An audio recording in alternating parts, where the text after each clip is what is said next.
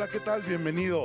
Esto es Tertulias, yo soy Daniel Emilio Pacheco. Para mí es un placer que esté con nosotros. ¿Sabe qué? Le iba a decir que el cuarto sitio es el suyo, como siempre, pero esta vez no. Esta vez usted es el quinto y no hay quinto malo, así que quédese. El día de hoy me acompañan periodistas de lujo para tratar un tema bastante molesto, bastante provocador, porque va a ver también lo que va a salir aquí a lo largo de esta hora. Le doy la bienvenida a Gilberto Pérez Castillo. Él es analista político, es periodista y es cafetólogo. Eso, todo eso y más. Con el gusto de saludarte, Daniel Emilio, y con el gusto de tener aquí a Manuel y a Nayeli. Sí, Manuel y Nayeli, fíjense que son dos periodistas, los ven jóvenes, así, seriezones, ya ahorita. Ahorita vamos a hacer que rompan el hielo. Ellos presentan un libro que surge de una investigación, es La estafa maestra. Y la verdad es un libro que nos ha simbrado, ¿no, Gilberto? Mira, yo creo que, y ahorita nos lo van a platicar ellos dos, yo de entrada creo que es un libro que vale mucho la pena. Yo, de veras, a quien nos está viendo, mi recomendación, cómprenlo, léanlo, porque es un libro que vale mucho la pena. Tú dices un libro, híjole, que uno va recorriendo las páginas y se va enojando cada vez más, pero a veces los ciudadanos necesitamos enojarnos, y enojarnos con datos precisos, concretos, con una investigación muy bien realizada. Felicidades por lo que hicieron, pero que además nos va a decir el modus operandi de una de las mayores tranzas que se han hecho en este país y que se sigue haciendo en este país, ¿no? Por eso es lo peor. Eso creo que vale la pena, y vamos ahorita a entrar al detalle con Nayeli y Manuel, pero además la continuación de la impunidad, que es por lo que tenemos que leer el libro y por lo que tenemos que los ciudadanos enterarnos de lo que hacen nuestros gobernantes para empujar más para que esto deje de hacerse. ¿Cómo surge esto, Nayeli? A ver. Bueno, pues primero hay que recordar que esta investigación se publica primero en Animal Político y en Mexicanos contra la Corrupción, en este portal de noticias, y surge a partir de hacernos preguntas básicas, como cualquier reportero, ¿no? En realidad, cuando uno empieza a investigar un tema, a ir detrás de alguna información, nunca piensas, es la investigación de mi vida, en realidad, en un principio. Solamente vas y empiezas a recabar información, y luego ya en un momento la información se empieza a hacer cada vez más grande, ¿no? Y llega un momento en donde nos damos cuenta de qué tamaño es. Pero en este caso surgió a partir de una junta editorial que tenemos cada semana en Animal Político. Daniel Moreno, que es nuestro director, nos dijo, oigan, la Auditoría Superior de la Federación está denunciando que universidades públicas están desviando recursos. ¿Por qué no se meten a investigar más? Porque a lo mejor hay más universidades, a lo mejor se sigue haciendo esto, ¿no? Y así empezó el pre-reporteo. Fueron más o menos como 4 meses de estar leyendo auditorías en nuestros tiempos libres, porque teníamos que seguir haciendo notas diarias, ¿no? Desgraciadamente no hay esas condiciones en los medios como para tener tiempo completo de investigación. Por supuesto, y en Animal Político somos 5 reporteros, ¿no? Entonces teníamos que seguir sacando nota diaria, y en las madrugadas o los fines de semana nos leíamos auditorías. Leímos unas 100 auditorías a diferentes universidades públicas, y a partir de eso empezamos a identificar aquellas donde existía el mecanismo de subcontratación, ¿no? Y después hicimos una pequeña depuración donde la subcontratación se repetía en 12 universidades públicas. Ahí empezamos a revisar o empezamos a detectar que si bien la auditoría había señalado el desvío por parte de las universidades, nosotros nos teníamos que enfocar en el antes y en el después. El antes es qué dependencias de gobierno estaban implicadas, porque de ahí es donde salen los recursos públicos. Las universidades no deciden tener dinero. Claro. Son las dependencias las que deciden o hacer convenios con las universidades, y por lo tanto el foco tenía que estar allí. Y luego el foco siguiente era hacia dónde va el dinero, que en este caso eran las empresas subcontratadas por parte de las universidades. Y ahí más o menos ya detectamos que eran más de 200 empresas. Hasta ese punto, digamos, le dijimos a Daniel, oye, creo que sí hay materia para investigar, ¿no? Creo que algo puede pasar nada aquí. más hacer un paréntesis muy rápido, Nayeli, para que la gente que nos está viendo se empiece a enojar y se empiece a decidir por irse ahorita al stand y comprar el libro. Estamos hablando de que ustedes en suma detectan desviaciones por más de 5,000 millones de pesos, que es lo que ustedes tienen documentado en el libro, que salen de diferentes secretarías y entidades del gobierno federal, utilizan universidades públicas aparentemente para que lleven a cabo acciones de gobierno, digamos, contratadas, subrogadas. La mayor parte de todo ese dinero era para programas sociales, o sea, para ayudar a los pobres. Y ese dinero, una vez que pasa por una especie de cueva oscura, desaparece después de las universidades en empresas fantasmas. Ahorita entramos al detalle. Más si quería, como para que supieran que estamos hablando de más de 5,000 millones que desaparecieron bajo este esquema que ustedes denunciaban. Sí leíste el libro. Sí. Claro. Lo resumiste muy bien. Claro. Exacto. Casi, sí, casi. ya. Pensaba que era novela, Pues, pero pues no. ya nos vamos, ¿no? Poco más podemos añadir. Ok. Ahora, aquí lo interesante es que son 2 sexenios los que están involucrados, son 7 años los que revisan ustedes. No sabemos que el esquema de la estafa maestra, que es el que ha resumido perfectamente el compañero, inicia en el sexenio de Calderón, con el tema de la estela de luz, que también fue un tema súper polémico por toda la corrupción que llevó, ¿no? Este esquema de subcontratación que acaban en empresas fantasma, lo identificamos ahí con el esquema de Calderón. Lo que pasa es que en el sexenio actual todavía, ¿no?, de Peña, en estos años de 2012, 2013, es como el boom. O sea, es decir, utilizan esta excepción al artículo 1 de la Ley de Adquisiciones para hacer esta tranza de el dinero pasa de una dependencia del gobierno a una universidad y de una universidad a una empresa fantasma, ¿no? Esos 2 años que analizamos en el libro, que es como un poco la punta del iceberg, son los años donde más se produce este tipo de desvío de la estafa maestra, que aquí lo que estamos mostrando son varios esquemas de corrupción diferentes. Yo creo ¿no? que hay aquí... Estos son los esquemas Sí. que se usan. Yo creo que aquí hay varias cosas que son de las que a uno se le va retorciendo el estómago conforme va leyendo el libro. Una es que es dinero nuestro, que es dinero público. Claro. Que el agravante es que eran para programas sociales, pero creo que aquí en este esquema de corrupción se toca algo que a mí me brinca mucho, porque de alguna manera, digamos, eran instituciones que estaban un poquito a salvo de la porquería, Claro, estaban un por poco a supuesto. salvo del manoseo y de la basura política, que las universidades, los que somos egresados de universidad pública, que tanto las queremos por la formación que nos dan, se hayan convertido en una de las manos que hacen este puerquero, ¿no? Esa parte me gustaría que nos lo platicaran, porque primero lo que representó para ustedes esta identificación, y la segunda, que parte de ese dinero no creo que fueron a las aulas, no fue a pagar investigadores, ¿verdad? Claro, tocas 2 temas fundamentales de esta investigación.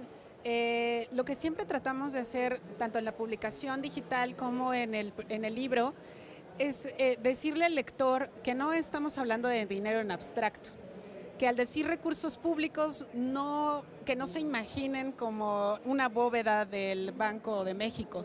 Se trata de los impuestos que todos pagamos, que van desde la nómina que nos descuentan, ¿no?, hasta comprar 1 litro de leche en este país.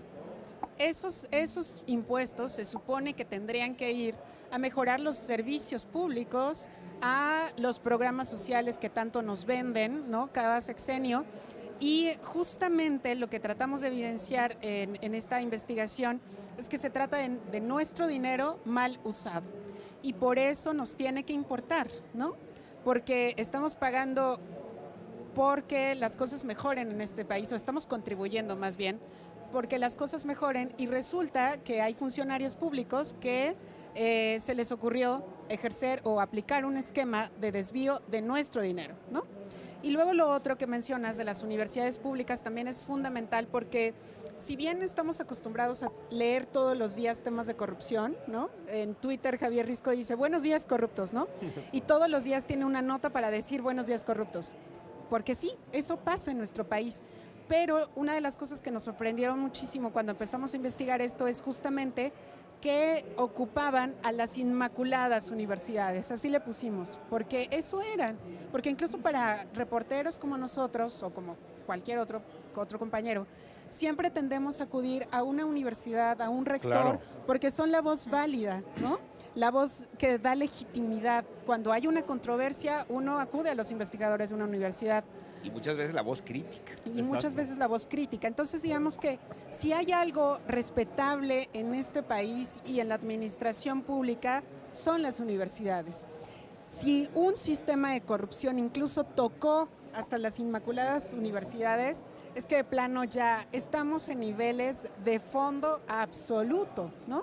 Porque si se atrevieron a tocar eso, ¿qué no se atreverían a hacer? Justamente, incluso no solamente parte de las instituciones, las dependencias de gobierno que hicieron estos convenios, también de los rectores que aceptaron los convenios. Entonces, ahí hay una gran responsabilidad que todavía es más dolorosa porque efectivamente son miles de estudiantes en universidades públicas, en esas universidades públicas. Yo también soy egresada de la UNAM.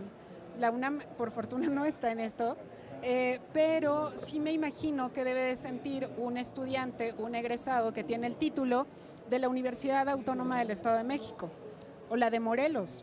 Que son, Cuando- ¿Cuál es la primera que ustedes descubren? ¿Cuál es la primera universidad que dicen, ah, caray? Estas dos, Estado de México y Morelos. Creo que primero fue Morelos. No recuerdo cuál fue. No Por- recuerdo cuál fue el primero, pero son esas dos principalmente. Sí, claro. Las identificamos además porque La lo hace la auditoría. Auditoría Superior de la Federación, ¿no? De hecho, sí empieza un poco la investigación de... recuerdo que hubieron notas que publicaron varios medios a partir de los informes de auditoría de la Universidad del Estado de México desvía X millones, ¿no?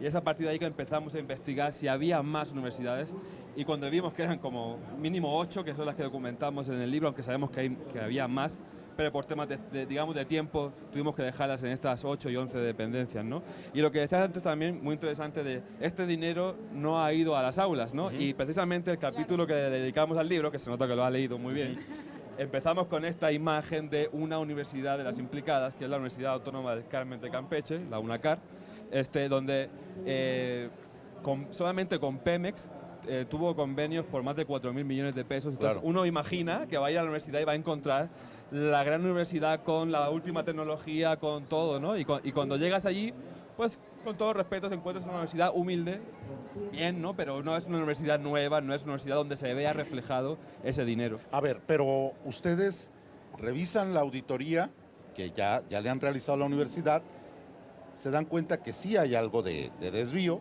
y qué decide, en qué momento deciden ustedes ir a visitar la universidad y ver realmente cómo están las cosas. Sí, eso llega ya más en la parte final, que es la parte del reporteo, ¿no? Igual cuando fuimos a ir a visitar las empresas, también aprovechamos para ir a ver las universidades, ¿no? Entonces digamos que en la estafa la primera parte, que es la parte más aburrida, que no vamos aquí ahora a aburrir a quienes nos ven, pero es la parte de documentación. Elaboramos una base de información con más de 13.000 celdas, con toda la información de las 186 empresas, de nombre, dirección, qué convenio firmó, qué contrato, etcétera, etcétera. A partir de eso, que es como digamos el corazón de la estafa maestra, de la investigación que dio origen al libro, es que pudimos ir al terreno a investigar estas empresas y a las universidades, ¿no? Y decirle a las universidades, oye, ¿qué pasó con estas empresas, no? Mire, toda esta investigación, todo el recuento que hicieron, arrojó resultados increíbles. Ya verá, después de este corte continuamos hablando con Nayeli y con Manuel y por supuesto con Gilberto Pérez.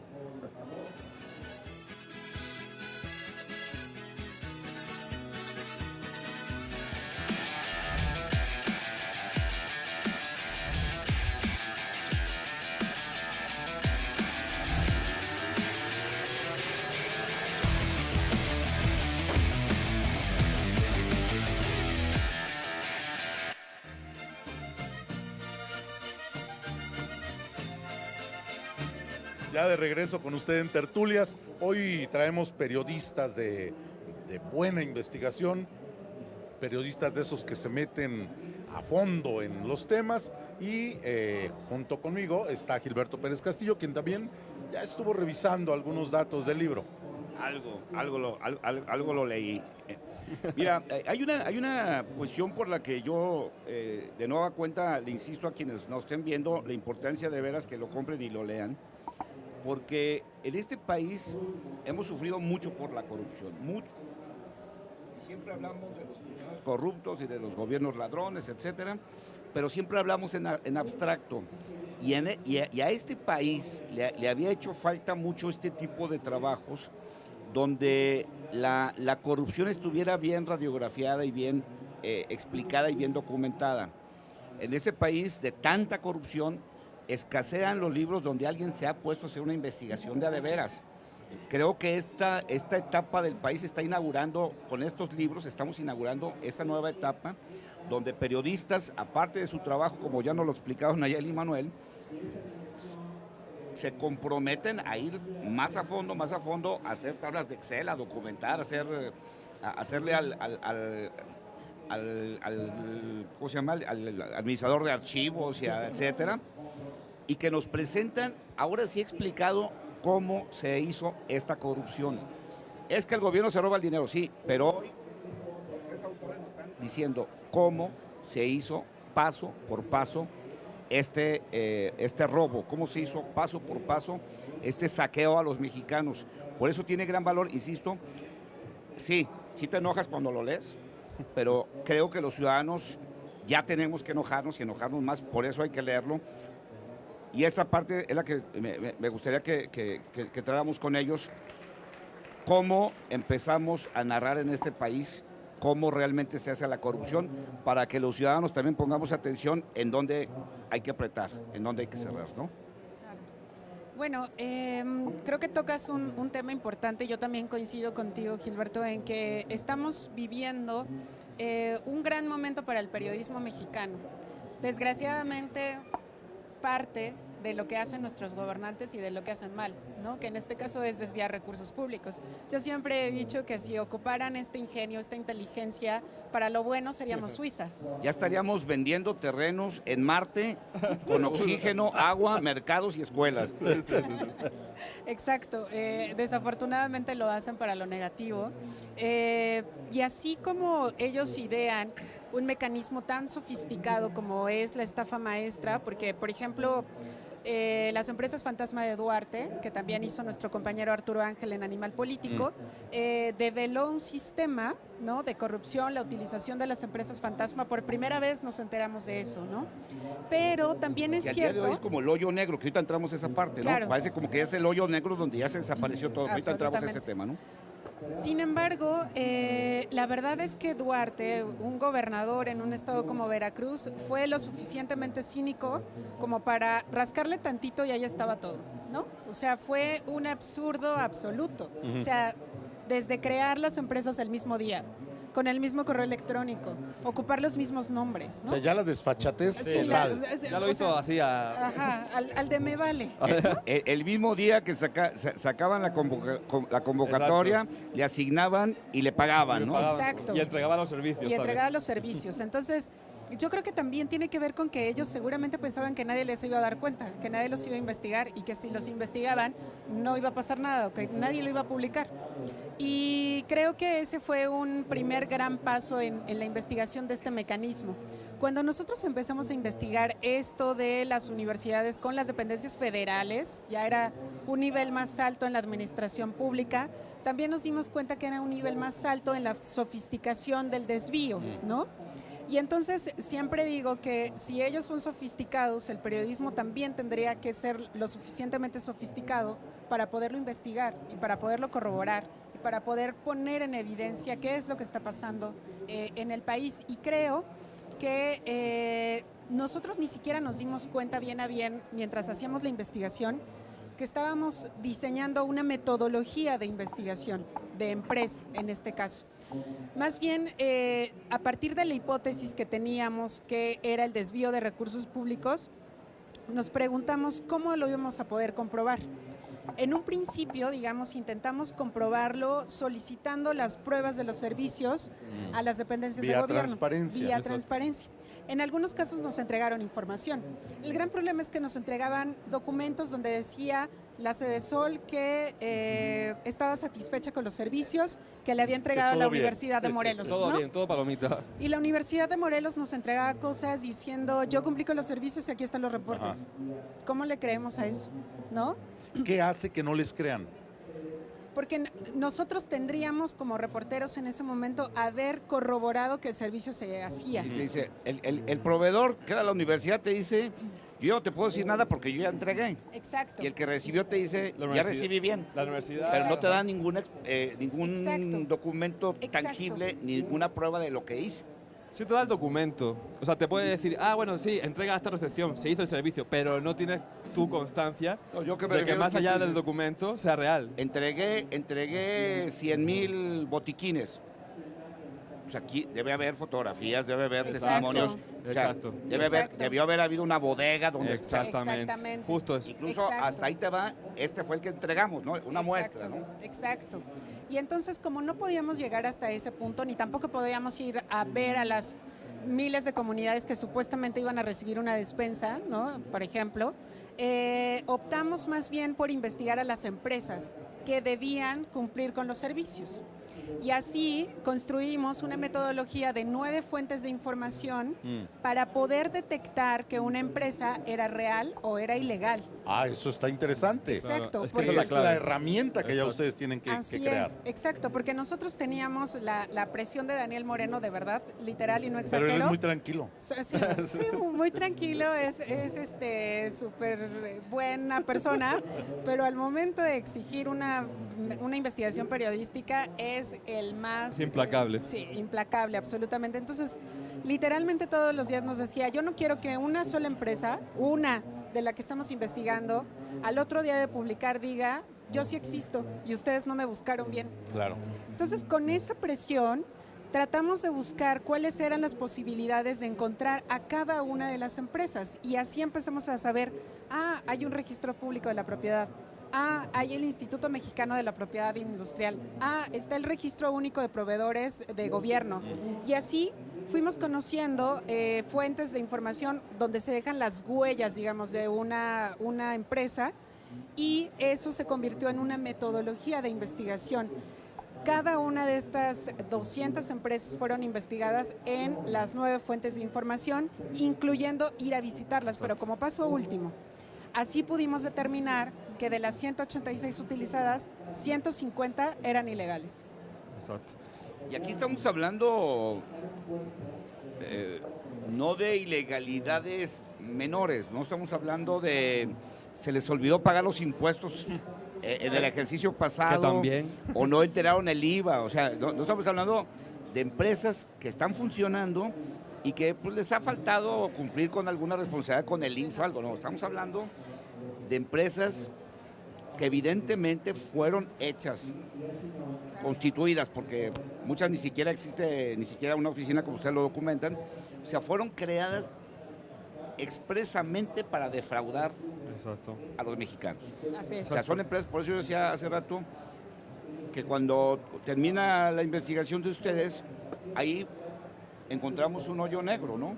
Porque ahí es donde, ahora sí, para dónde se fue el dinero, quién se quedó el dinero, porque esas empresas, que ahorita me gustaría que platicaran un poco de esta experiencia que ustedes vivieron, de llegar a buscar una empresa que recibió contratos por cientos de millones de pesos y se encuentran a un pobre hombre muerto de hambre, no lo digo peyorativamente, lo digo en términos reales, sociales. Que ahí también yo ya difiero, ¿eh? ¿Qué tan pobre? Porque ahorita vamos. Ahorita, no, Podemos pero polemizar vamos a- con ese sí, asunto, ¿eh? vamos a Podemos sí. polemizar con eso. Pero que también habla de este tipo de abuso excesivo de funcionarios, de aprovecharse a veces del conserje, de la sirvienta, del chofer, del jardinero, aprovecharse de esa necesidad y de esa ignorancia para involucrarlos en asuntos como estos. Y me gustaría que platicaran algunas de esas experiencias, porque ustedes empiezan el libro hablando de uno de ellos, Así es. y uno creo que son de las cosas que a mí, por ejemplo,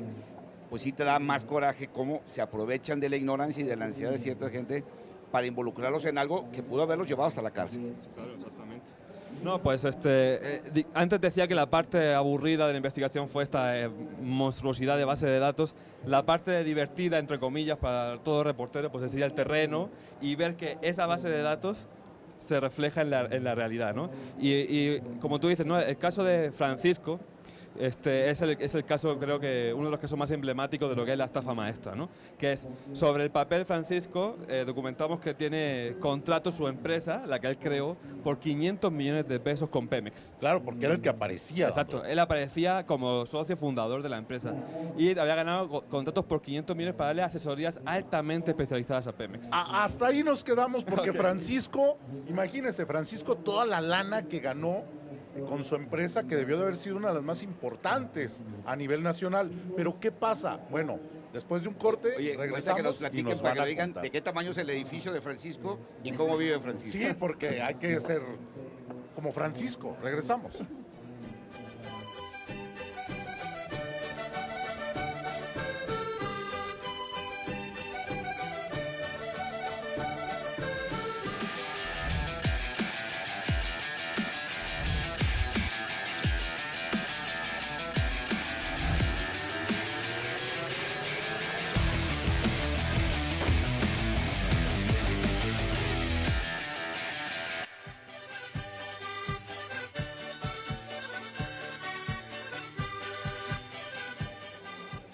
De regreso en Tertulias, hoy hablamos de la estafa maestra, esta que se gestó a lo largo de 7 años en nuestro país, que ha dejado pues un hueco muy grande en la atención, en la no atención y en la falta de servicios que debieron de darse a quienes lo necesitaban.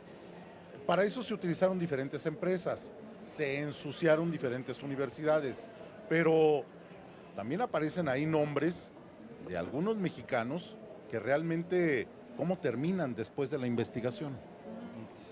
Bueno, lo comentaba antes también, la historia de Francisco. Él tiene una empresa, ¿no? Se llama Maeca. Yo ya la tenía como identificada de la lista de empresas como una de las que había ganado más dinero en contratos públicos, ¿no? Tenía 8 contratos por 500 millones de pesos con Pemex, ¿no? Entonces, al buscar la información de esta empresa en el registro público y al encontrar quiénes son los dueños, ahí vienen las direcciones, ¿no? Entonces, vemos que la dirección es una ranchería en un poblado de Villahermosa, Tabasco, y ahí empieza a hacernos como clic, ¿no? O sea, puede ser que alguien que vive en una ranchería tenga una empresa de 500 millones, tal vez es el magnate de la ranchería, ¿no? Pero ya como que empezó a sonarnos raro, ¿no? Evidentemente le pusimos una banderita roja y cuando fuimos al terreno dijimos, esta es de las primeras que tenemos que ir a visitar, ¿no? Fuimos todo el equipo, que además es una zona bastante, hay que decirlo, bastante violenta. Nos decía el chofer que nos llevó como entren y salgan, nada más bajen 2, porque está muy peligroso, acaban de tirar, dos cuerpos el día anterior y íbamos bastante con la adrenalina arriba, ¿no? Cuando llegamos a la dirección indicada, preguntando, porque creo que ni siquiera tenía nombre en las calles. Ni números las casas. Ni números. Ya encontramos el lugar y preguntamos a un señor que literal iba sin playera, descalzo, su casa era suelo de arcilla, techo de palma, una zona muy pobre, ¿no? O sea, no encontraron el edificio de 5 pisos No, con recepcionistas. no encontramos el helipuerto, nunca lo encontramos, ¿no? De una empresa que por lo menos ya había ganado 500 millones con Pemex. 500 millones con Pemex. Le preguntamos a este señor y este señor nos dice, ¿cómo? ¿Mi vecino dueño de una empresa? Y entonces decimos, no, sí. A ver, Y todavía vino a pedirme prestado la semana pasada. Y dice, ¿y de qué es la empresa? No, pues de petróleo. ¿De petróleo? Y ya nos dice, y empieza así, dice, oiga, y a ver, ¿cuál es el nombre completo? No, pues tal, tal y tal. Dice, no, sí es. Y la dirección, no, pues sí es. ¿Y cuánto dice que ganó? ¿500 millones? No, se empezó a reír, de verdad. Con esa Sí, risa, se pegó me una imagino, carcajada de- como cansada, como diciendo, oiga, y hasta nos dijo, no me estarán ustedes tomando el pelo, o sea, no me estarán engañando, riéndose de mí, ¿no? Entonces, porque me dice, porque mi vecino trabaja en la escuela. Todavía con la inocencia un poco de extranjero que me queda. Director, maestro. Claro, yo le digo, ¿es el dueño de la escuela? ¿O qué? Me dice, no, mijo, ¿cómo crees? Es el que hace las champitas ahí en la escuela. Es el que hace la plomería, el que limpia. Yes. Vayan a verlo y van a ver que no les miento. Evidentemente fuimos en tromba, entramos a la escuela y literal lo que encontramos cuando abrimos la puerta, que nos dijeron, está ahí, fue a un señor de mediana edad trapeando literalmente el suelo. Bueno, es un trabajo totalmente digno, pero que obviamente nada tiene que ver con un dueño magnate que ha ganado 500 millones de pesos, ¿no? Y entonces, evidentemente, de inmediato Nayeli se tiró a la yugular a hacer preguntas, lo bombardeamos con preguntas. ¿Dónde tiene el dinero? Díganos. Díganos ¿ah? ya, sí. De, oiga, usted es el dueño de la empresa tal, tal y tal. Y el tipo yo creo que se sorprendió tanto que empezó a decir, sí, bueno, hizo un favor. ¿Cómo que un favor? Sí, es que unos contadores me pidieron que firmara unos documentos. ¿Cómo? Pero yo no tengo nada que ver con la empresa, no sé qué. Y en fin, ya ahí empezamos a saber que es un mecanismo muy común. Hizo ¿no? un favor. Sí, a él llegaron, le pidieron, le dieron a lo mejor una mínima cantidad de dinero, que es también lo que le insistíamos mucho. ¿Cuánto ganó usted con este? ¿No? Ganó 500 millones la Claro. empresa, ¿no? Y el señor lo que nos dijo, que yo creo que fue con total sinceridad, dejó el trapeador y dijo, oye, ¿tú crees que si yo tuviera un solo peso de esos millones iba a estar trapeando en esta escuela? Y evidentemente eso nos pareció tan representativo, tan emblemático de lo que es la estafa maestra, donde se utiliza el dinero de los pobres y también a los más pobres para cometer este fraude, que por eso iniciamos el hilo conductor del libro con su caso, aunque hay muchos más, ¿no? Y no solamente en Villahermosa, también en el Estado de México encontramos una señora Sí, la de Tepito. que sobre el papel era la dueña de una empresa también millonaria y vendía comida en la calle, ¿no? Entonces, todas esas historias nos parecieron que fueron muy importantes contarlas para que la gente pues, vea que no es algo tan, ¿no?, así abstracto, Lejano. sino que es real, ¿no? Y esa es la parte en la que sí me gustaría que abundáramos más, porque creo que, yo decía hace rato, es el hoyo negro de todo este problema, ¿no? O sea, estamos hablando de que salen de entidades como Pemex, como Cedesol, esas cantidades por más de 5,000 millones, se fingen acuerdos o convenios con las universidades contratan a estas empresas como la de Francisco, y esas empresas son las que al final disponen del dinero. El asunto es que para dónde le damos si ahí ya nos topamos con la orilla Enredada. de la nada, porque pues ¿qué le decimos a este pobre hombre que lo único que hizo fue firmar sin saber lo que estaba haciendo, y los que abusaron del dinero fueron los que manejaron las cuentas, los que recibieron el dinero, los que dispusieron del dinero? Y ahora es, ¿a dónde se fue todo ese dinero? Exacto. Justamente por eso utilizan este esquema de la constitución de empresas fachada, empresas fantasma, que solamente existen en el papel, digamos, ¿no? Para que también el auditorio le pueda quedar un poco más claro cómo funciona esto. Imagínense que vamos a un restaurante y ¿qué tenemos que encontrar? Meseros, mesas, Claro. comida, ¿no? Chef, y bueno, y obviamente un local donde esté el restaurante. ¿Qué pasa con una empresa fantasma? Una empresa fantasma dice ser un restaurante, pero cuando vas resulta que es un lote baldío. Entonces, esto significa que la empresa no tiene capital para sustentar sus operaciones, no tiene infraestructura para poder hacer algún tipo de operación, no tiene empleados. Por lo tanto, no hace ningún tipo de servicio. Pero gana un concurso, Pero una licitación. gana pero sí dinero, factura. Recibe pero todo. sí factura, ¿no? Entonces aquí, ¿por qué es un hoyo negro? Por eso, porque realmente lo utilizan como mecanismo para captación del dinero, en este caso de recursos públicos, pero que no necesariamente puede ser fiscalizado una vez que sale de esa empresa fantasma. Aquí un elemento central y que me gustaría dejar muy claro es: si hay una autoridad en este país que podría ser capaz de investigar, Si quisiera, de dónde viene el dinero y hacia dónde se va, por lo menos hacia qué últimas cuentas se destina, que es el Servicio de Administración Tributaria, el SAT, y la Unidad de Inteligencia Financiera de Hacienda. ¿Y si es inteligente esa unidad? Pues ya vimos que no, ¿no? Bueno, ya yo- vimos yo- que no, o no suficiente. quiere A ver, ser. Yo creo que sí es inteligente, Sí, porque inteligente es. cuando han querido encontrar algo, lo han encontrado muy rápido. Pero obviamente aquí estamos hablando, y quisiera que enseguida platiquemos de eso, aquí estamos hablando de un esquema de impunidad.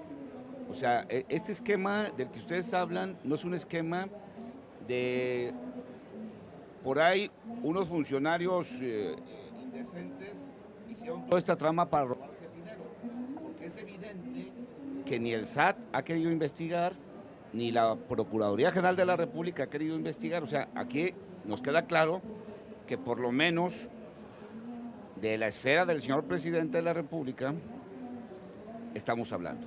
O sea, estamos hablando de unos niveles de decisión que tienen que llegar necesariamente a la presidencia de la República, que cobijan todo este proceso para que este proceso se haga, se desarrolle, se saquee y no haya culpables, ¿no?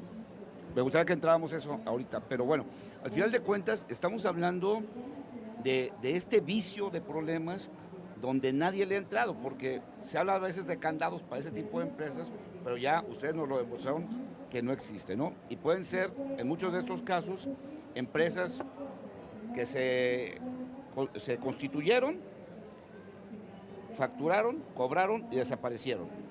O pueden ser empresas que están cambiando su domicilio constantemente a Exacto. a rancherías, a lugares así, o algunos casos que también ustedes los documentan, donde hay un escritorio y una silla y hay un señor que atiende Oficina o virtual, recibe correspondencia de 30 empresas, ¿no? Exacto. Y él representa todas las ¿Cómo es 30 eso? ¿Cómo llegan a encontrar también eso?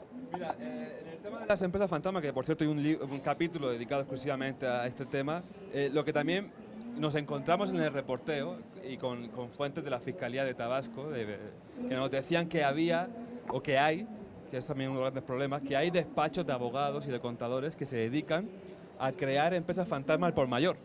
Entonces, lo que se expone en el libro, que en una entrevista que tuvimos con Luis Pérez de Hacha, que es un abogado especialista en este tema, yo diría que el mayor especialista en temas de empresas fantasma, lo que decía es que el SAT, el Servicio de Administración Tributaria, publique una lista con las empresas fantasma está bien, pero no es suficiente. ¿Por qué?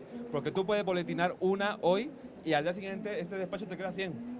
Y además van a colonias pobres, como pasaba en Villahermosa, van a determinadas colonias que ya tienen muy bien ubicadas estos despachos de contadores, le pagan a la gente un dinero y con recibos de agua, luz, etcétera, crean no una, crean 10, 20 o 100 empresas y por eso luego se ven cadenas de ¿Cómo empresas. convencen a esta gente para que participe en la empresa? Mira, en el caso de la estafa maestra, a diferencia de las empresas fantasma de Veracruz, que fue un caso más de una señora con cataratas que no tenía ni idea de que ella era la dueña de 10 empresas, en el caso de la estafa maestra lo que vimos es que la gente sí sabía. O sea, la gente en cierto sentido era cómplice en el sentido de que sabía que tú ibas y le preguntábamos a una señora que estaba literal cocinando unos tamales en la calle, Sí. oiga, ¿usted es la...? Al lado de una llantera, Sí, todo ¿no? Al lado de una polvoriento. llantera. ¿Usted es la dueña de Drilling and Corporation, no sé qué? Y la señora sorpresivamente nos decía, sí. O sea, ¿cómo? ¿Sí la conoce? Sí, sí la conozco. Ah, y ya así como que nos quedábamos, ¿no? O sea, la gente sí sabía que Había algo había. complicidad y por eso Exactamente. pasa Por eso tanto tiempo, ¿no? Por eso también lo que nos decía la Fiscalía es que despachos de abogados iban a estos sitios, le pagaban algo a esta gente para que a cambio dieran sus datos personales y a lo mejor la señora no sabía si tenía 1, 2 o 10, pero sabía que algo había, ¿no? Muy bien, tenemos que hacer una pausa, vamos a regresar para hablar de la impunidad, en qué queda esto, hacia dónde vamos, la transparencia existe. Vamos a regresar en un momento, no le cambie, estamos en Tertulias.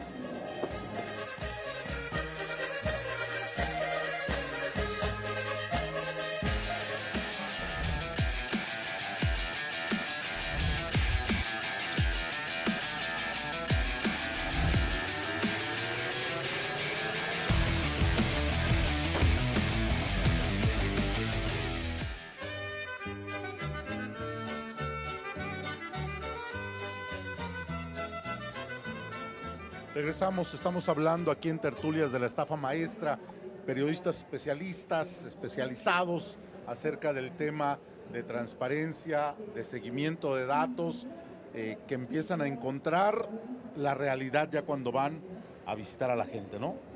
¿Qué es lo que más les molestó de lo que encontraban cuando ya estaban en los lugares ahí?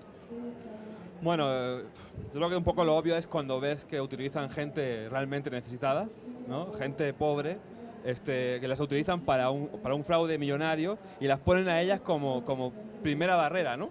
Es decir, si el SAT decidiera actuar contra estas empresas, contra el primero que iban a ir es contra el conserje y no contra el que está arriba del todo moviendo los hilos, ¿no? Entonces, por eso decimos que es una estafa en la que no solamente dinero que era para combatir la pobreza, sino es una estafa que usa a los más pobres. Y eso me parece que, junto con el tema del uso de las universidades, de las inmaculadas universidades, como decía Nayeli, son dos cosas que realmente lastiman mucho al país, ¿no? Y que como periodista, aunque tú estás en el terreno con esa adrenalina de descubrir cosas, pues también pues, tu país te duele, ¿no? O sea, de decir, ¿cómo hemos llegado hasta este punto de utilizar a personas así y a las universidades para defraudar miles de millones y además por parte del gobierno, que supuestamente son los buenos, supuestamente, ¿no? Entonces, porque cuando uno habla de crimen organizado, narcotráfico, pues bueno, decimos, bueno, son los malos.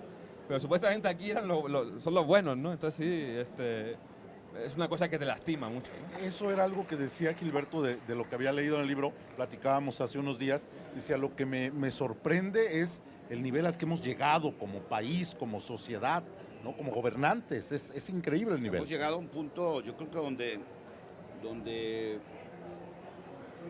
yo digo que hay niveles de políticos y niveles de corruptos.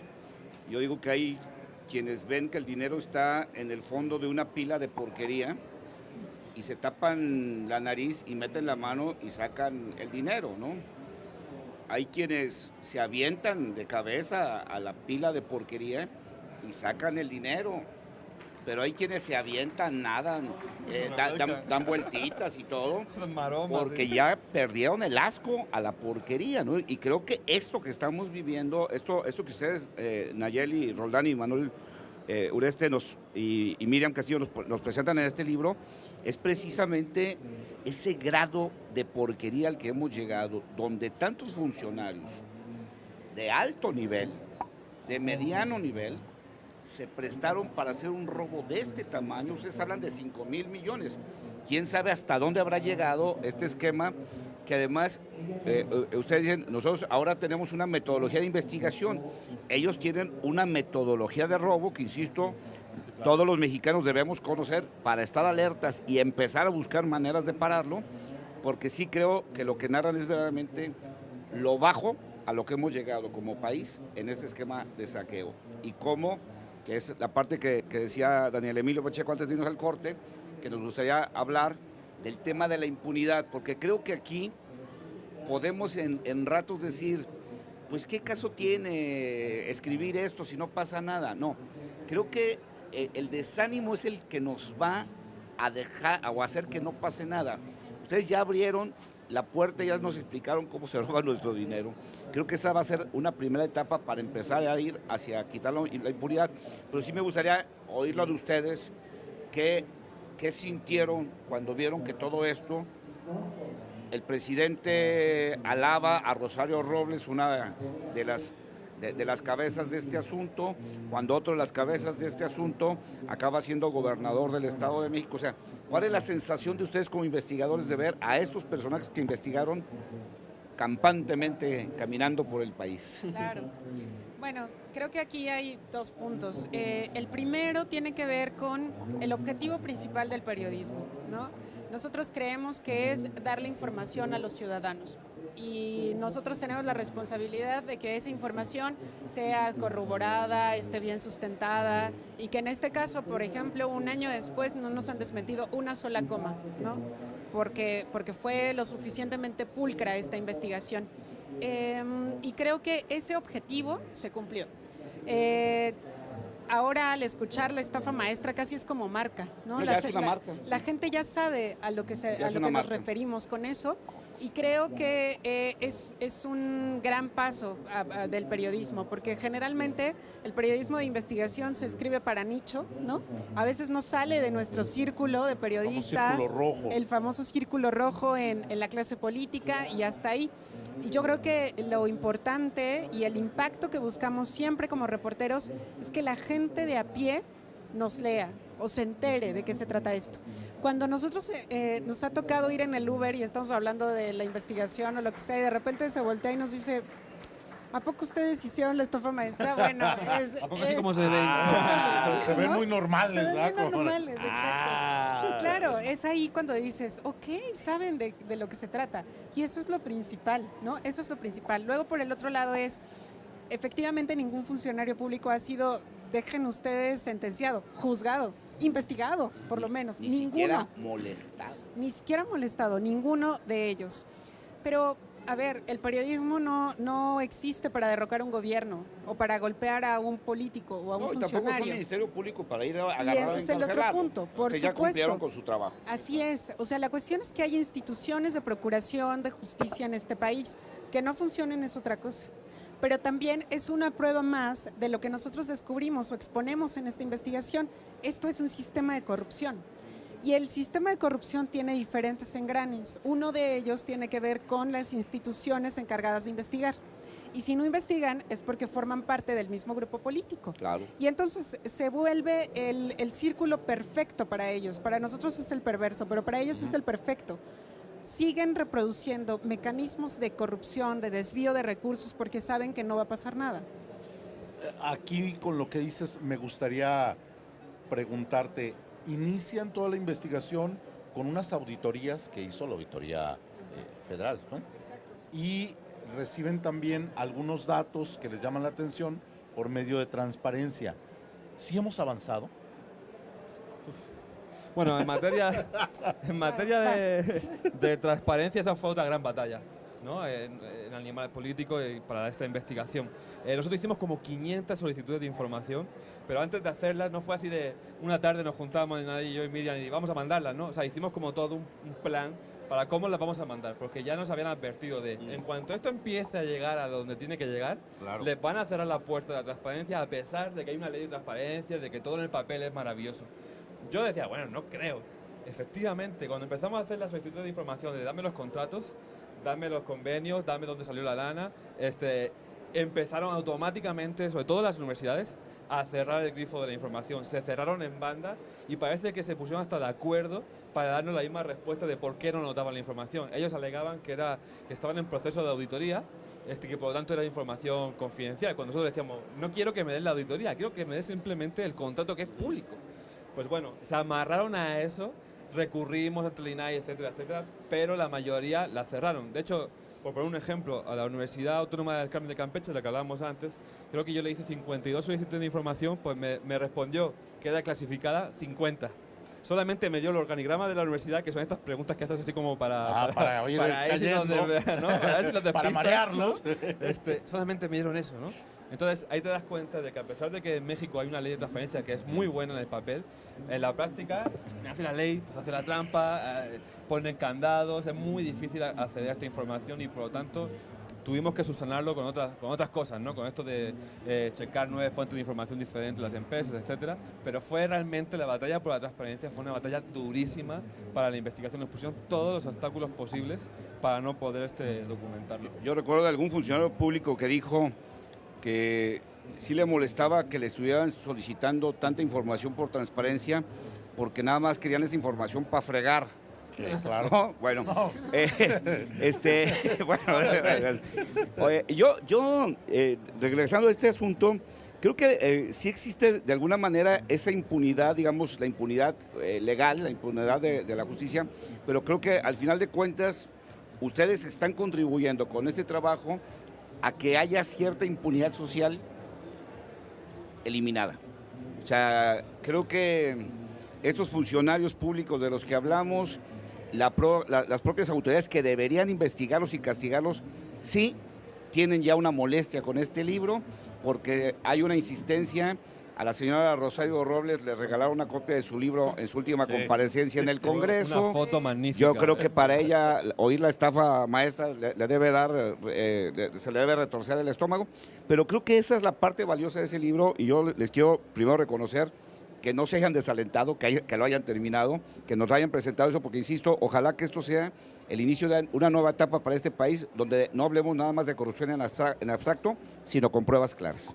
Sí. Muchísimas Felicidades. Manuel Nayeli, felicidades. No, hombre, muchísimas gracias por la Muy buen invitación. trabajo. Muchas gracias. Y ustedes léanlo, ¿eh? La verdad, A leerlo. nos enorgullece tener periodistas Hombre. como ustedes aquí en México. No, Muchísimas muchas gracias. Y de por verdad. favor invitamos a la gente a que nos acompañe. Cómprelo, léalo. Ajá. ¿Van a presentar? Vamos a presentar mañana a las 6 de la tarde en el Salón El 3, Salón 3. planta baja. Bueno, ya lo sabe, está la invitación hecha. También, esto es Tertulias. Muchas gracias por habernos acompañado. A Nayeli, a Manuel, a Gilberto. Yo soy Daniel Emilio Pacheco. Nos vemos mañana. Tenemos otro tema interesante a las 6 de la tarde.